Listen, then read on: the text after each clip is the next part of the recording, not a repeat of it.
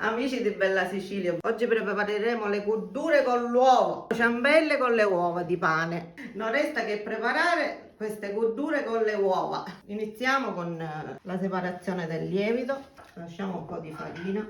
Li preparo da quando avevo 12 anni e l'ho imparata da mia mamma.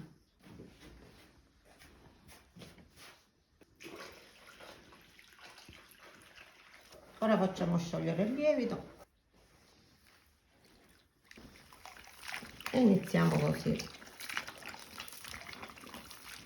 Stiamo preparando le cotture con l'uovo, le cotture pasquali, tradizioni antichissime delle nostre generazioni, con la speranza che qualcuno poi continui. Le dosi, noi qua abbiamo 9 kg di farina, 4 di semola e 5 integrale, 150 di sale, 5 litri, 5 e mezzo di acqua tiepida e le uova.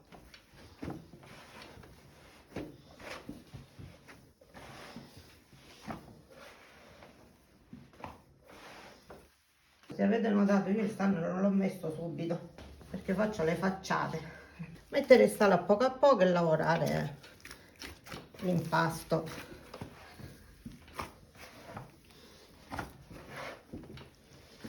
Così a poco si prende il sale.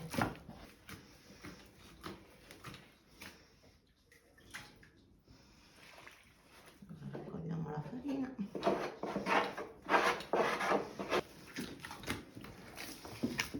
Si impasta con i pugni? Sì, con i pugni. La stessa tecnica che per fare il pane? Per fare il pane, sì. La tecnica è uguale. Quanto tempo bisogna impastare? È in base alla forza che si ha. Con questa qua ora faccio il pane e quindi lo devo lavorare un pochino di più.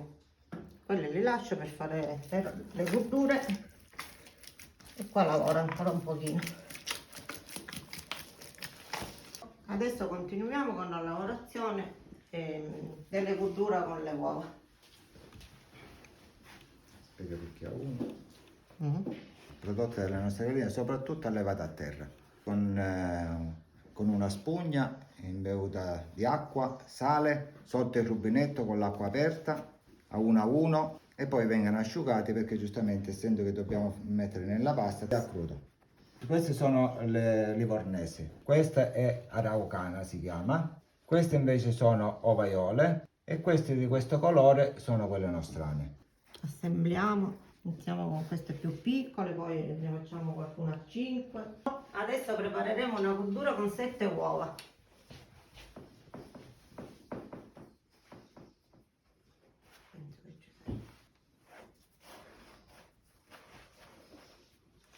Il procedimento è sempre uguale, aggiungiamo 2 uova in più, poi quello che si vuole, anche 9, 11. Più grande si fanno e più complesse poi per prenderle, per infornarle, perché giustamente le uova sono molto pesanti poi nella pasta, la pasta è morbida, però si possono fare.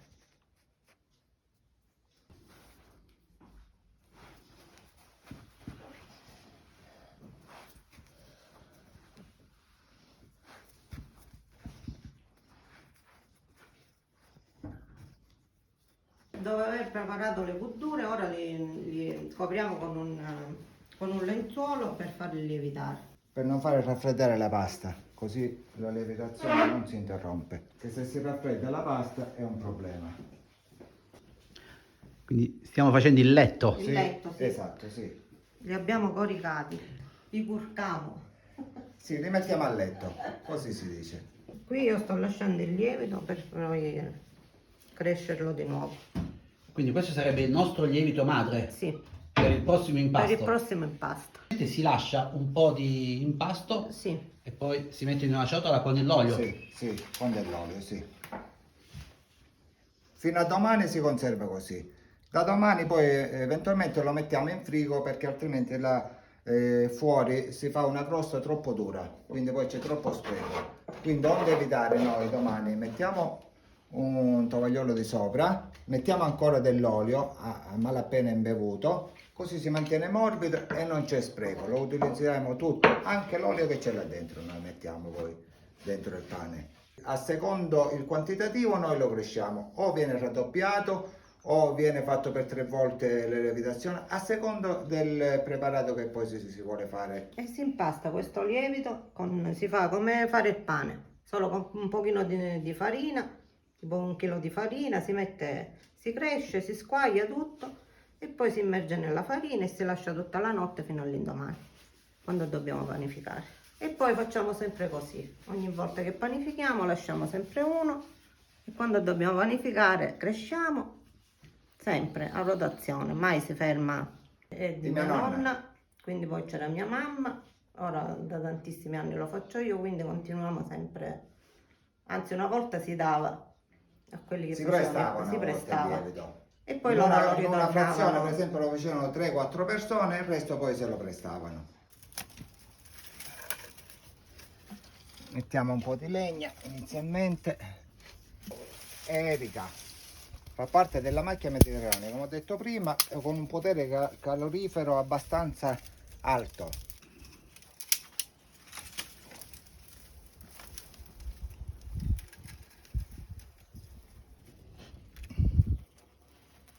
Sì, ora piano piano aggiungiamo sempre legna, non eccessivamente, fino a quando non lo portiamo a temperatura. E già siamo pronti per pulire il forno, per infornare i cotduri e il pane. Togliamo tutto il carbone, la brace e lo puliamo bene con una scopa di palma nana. Siamo pronti. Togliamo le coperte, le lenzuola. Siamo pronti per infornare il pane e le cotdure. Vedete già il pane è ben lievito. Basta guardarlo per vedere che... Adesso inforniamo le cotdure con le uova. Queste dobbiamo stare attenti perché le uova si possono spostare. Qua dobbiamo stare molto attenti.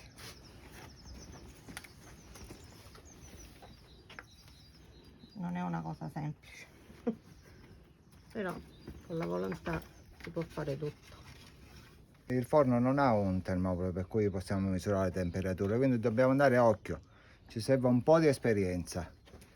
Perché il forno deve raggiungere oltre i 250 gradi, poi inforniamo il pane a circa 250 gradi. Ora già sono trascorse circa un'ora, manca qualche minuto e già la possiamo uscire. Ora procediamo. Vedi, la colorazione è perfetta. Com'è andata? Benissimo, siamo contenti, una soddisfazione. Speriamo che siano soddisfatti anche quelli che ci seguono. Cottura in forno uguale, identica a quella del pane. Sì, esatto, sì. Qualche minuto in più perché giustamente ci sono le uova, come ho detto in precedenza, che devono cuocere. Questa è quella con 5 uova. Sì, questa è quella con 7. Questa con 3. Con 3. Allora, 3-4 giorni li possiamo conservare così, in un luogo ben fresco, che non sia troppo caldo, dopodiché eventualmente li mettiamo in frigo, per non rischiare che l'uovo vada in avaria. Bene, allora non resta altro che augurare a tutti buona Pasqua. Buona Pasqua a tutti. A tutti.